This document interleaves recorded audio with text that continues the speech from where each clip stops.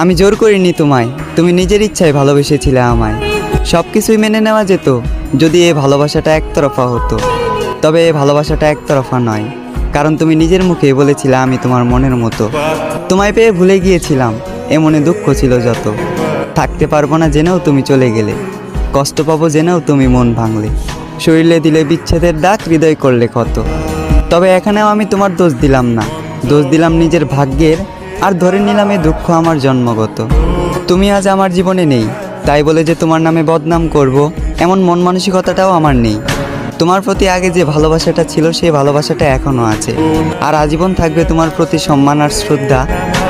কেউ জানে না, আর হয়তো কেউ জানবেও না, প্রেমিকার স্মৃতির সাথে প্রতিনিয়ত লড়াই করা আজ আমি এক প্রেমিক যোদ্ধা।